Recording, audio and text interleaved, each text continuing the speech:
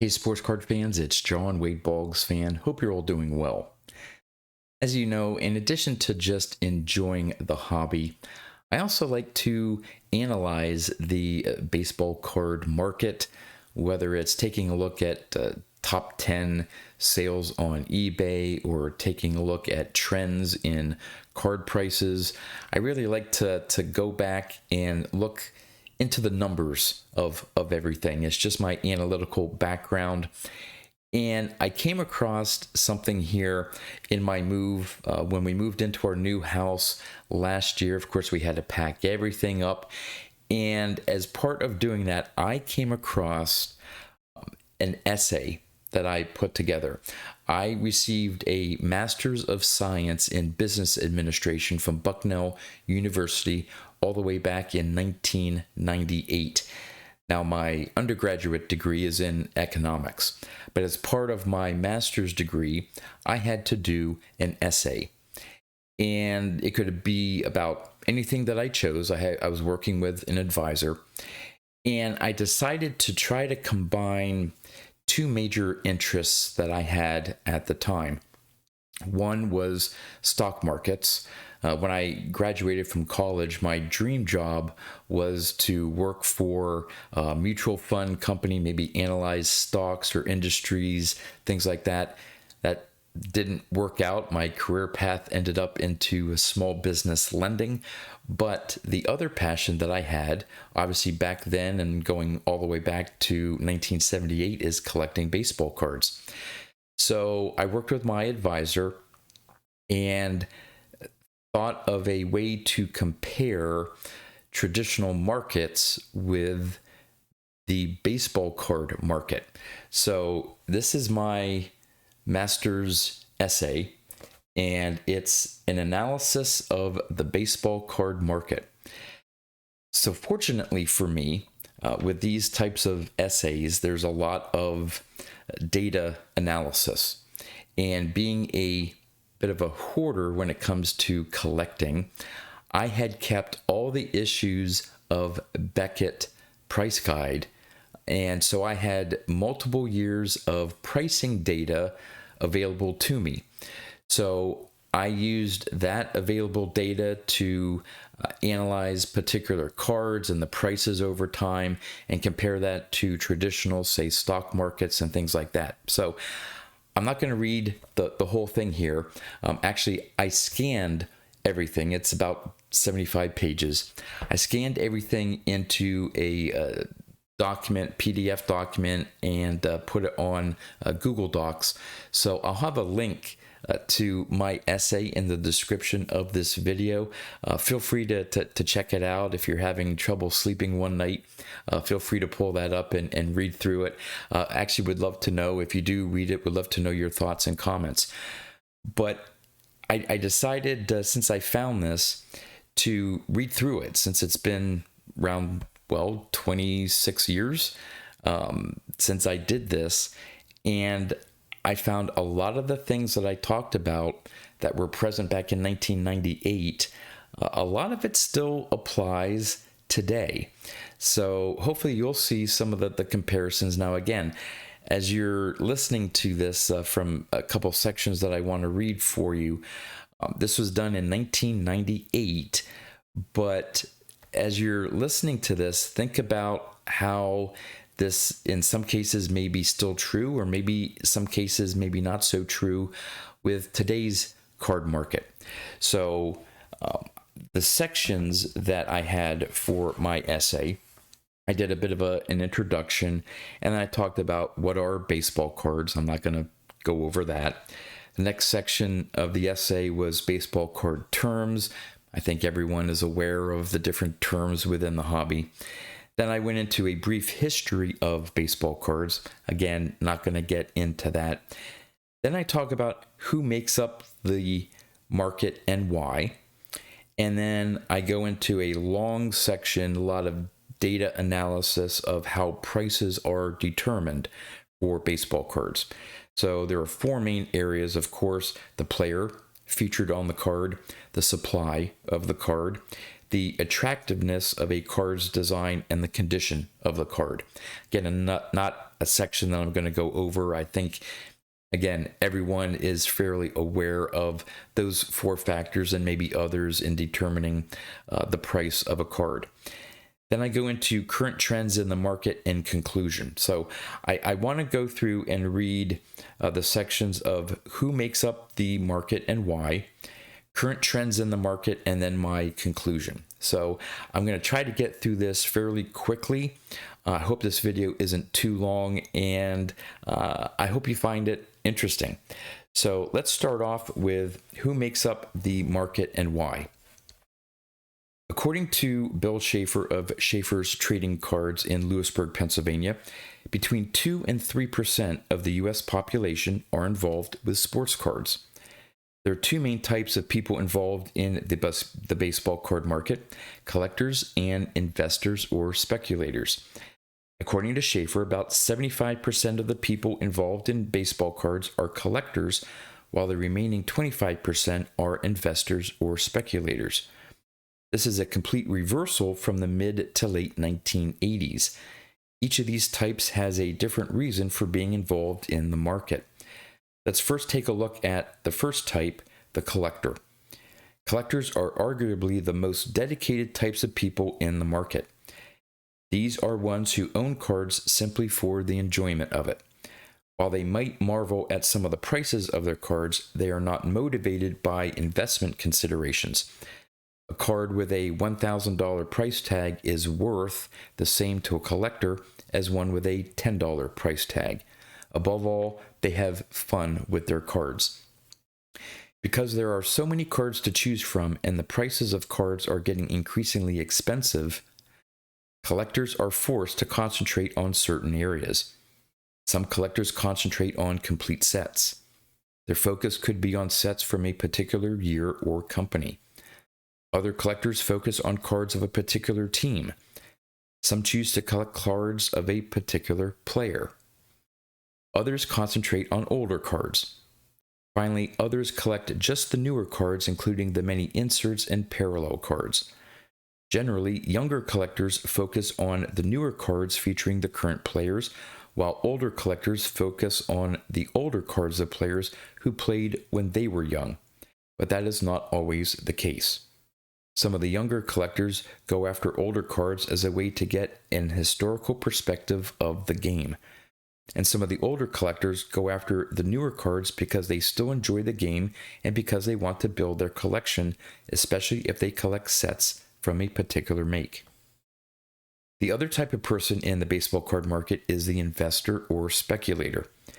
Investors entered the market during the 1980s when baseball cards were experiencing dramatic returns.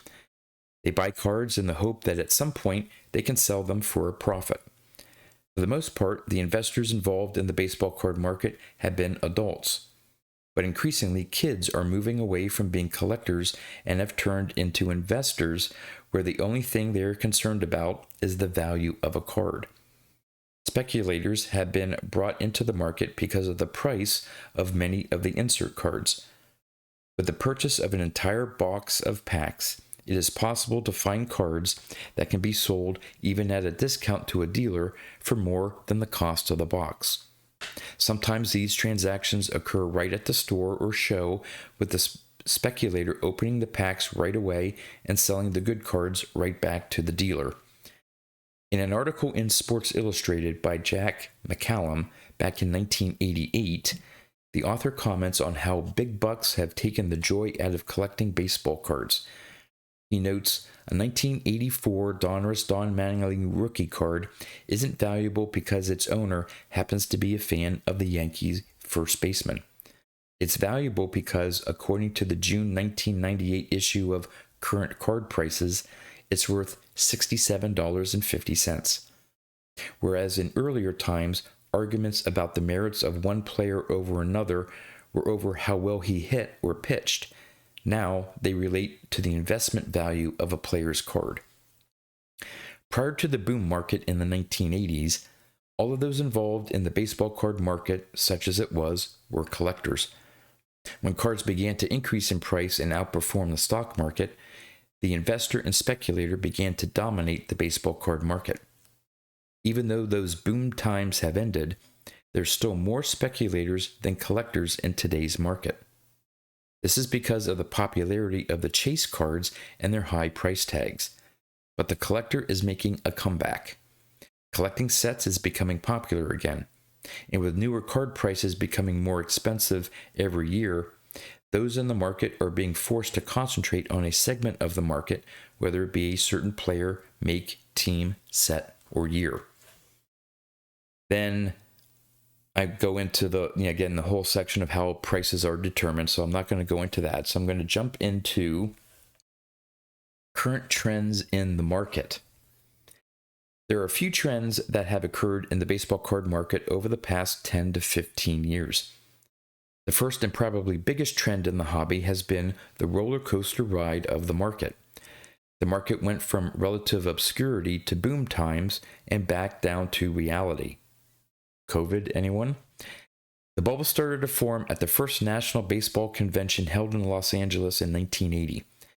In 1986, a complete set of that year's cards was expected to double in value in just 4 years. After the 1987 stock market crash, baseball cards began to look like a solid investment to a lot of burnt investors. The market was hyped further in 1988 when a Money magazine article touted sample portfolios of cards that had shown an average annual appreciation of more than 40% in the 80s. By 1993, the signs were present that the bubble was about to burst. The market was becoming overblown. Dealers who had been speculatively warehousing unopened packs of cards found that the value of the sets from the late 1980s to the early 1990s had fallen by up to half. Because unopened packs prior to 1988 were holding their value, it was thought that the overproduction of cards began in 1988. New dealers who had moved from the coin and stamp market entered the baseball card market, causing the card companies to increase production to keep up with demand. One final sign was that the card companies were trying to expand the craze in the baseball card market to football, basketball, and hockey cards. While prior to 1993, cards were experiencing 30 to 40% returns. By 1993, it was down to 10% and only for pre-1980 cards. According to Progressive Grocer's non-food sales manual, supermarket sales of baseball cards, which made up just under 10% of total baseball card sales, were down 25% in 1993 and a further 22% in 1994. While many other collectible markets began to collapse when the recession hit in 1990, the baseball card market was delayed. Some have assumed that the reason for this was that the price guides kept alive the fiction that prices were still rising. Because the several price guides that were being published at the time were in competition with each other for readership, some questioned the prices listed in them. The thought was that the guide with the highest listed prices would sell the most copies. Today, the card companies have countered lower production runs with more products and have dramatically expanded the use of insert sets and parallel versions of their cards. Initially, the production runs of the insert sets were at least 10,000 per card. Once they were found to be popular, production runs of inserts went to 5,000, then to 2,500, then to 1,000, and even all the way down to 1.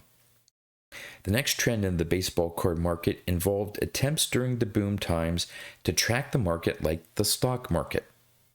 One attempt was the National Collectors Exchange for baseball cards that was to work much like the New York Stock Exchange.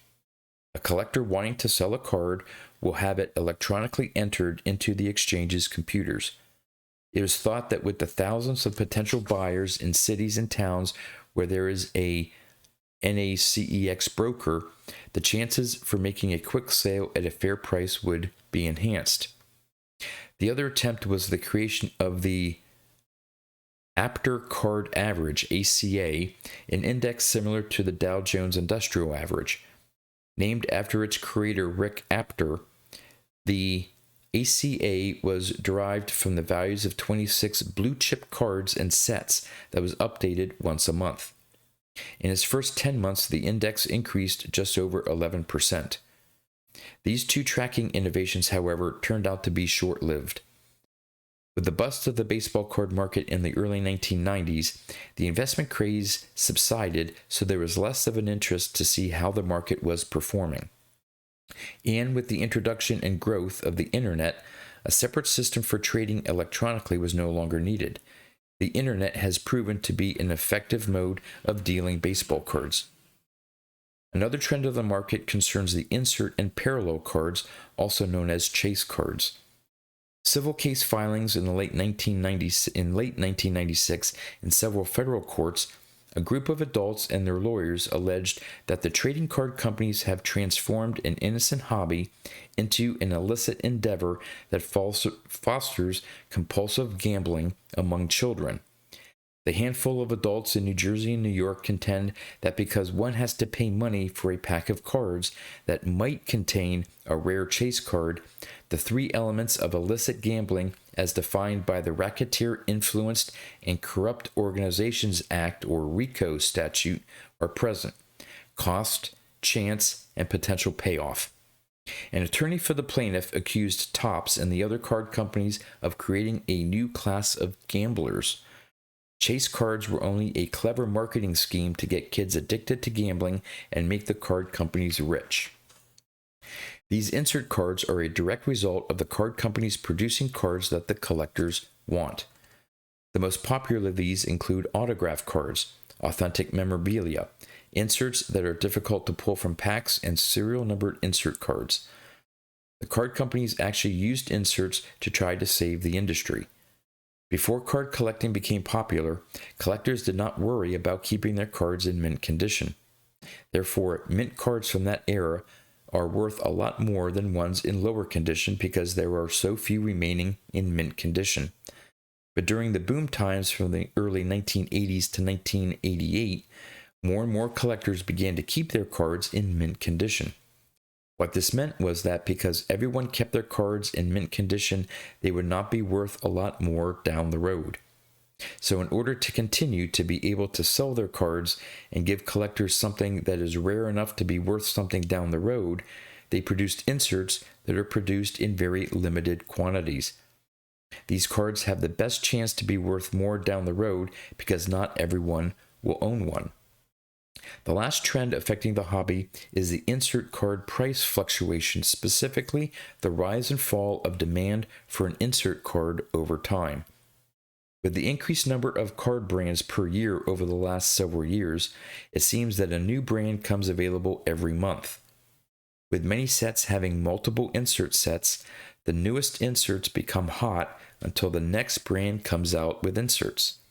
In other words, it seems the demand for an insert card is usually highest when it is first available to collectors and then decreases over time because new insert cards replace it in popularity. Now, this is where I get into a whole lot of analysis. As you can see here, I start doing different charts and of different cards and stuff like that. So I'm not going to get into all of that. Again, you can read it online. So the last section I want to talk about, and even as I'm reading this, I'm thinking about parallels to how things are today. So in my conclusion, in order to describe the baseball card market, I analyzed 6 key aspects: what baseball cards are, the terms used in baseball cards, the history of baseball cards, who makes up the hobby and why, how prices are determined, and current trends in the market. Beyond being pieces of cardboard with little or no intrinsic value, baseball cards are a link to a part of Americana and a way for fans of the game to follow their favorite player or team. As opposed to earlier times, collectors today take more meticulous care of their collections, making sure that they remain in the best possible condition in order to maintain their value. Of the 2 to 3% of the U.S. population that collects sports cards, 75% are considered collectors, while the remaining 25% engage in it for investment or speculation. The price of a card is ultimately determined determined by what someone is willing to pay for it. Despite popular opinion, price guides do not determine prices. Rather, the market determines the price, while the guides report the activity of the market. There are, however, 4 factors that play a part in determining price level for cards. As I have shown, the first factor and the most important is the player featured on the card and his popularity. The second factor is the supply of the card, or how many were produced, how many survive, and how many are available for sale. The third factor is the attractiveness of the card in terms of the design and materials used. The fourth factor is the condition of the card. Cards that are in mint condition will have a higher price than cards that are flawed.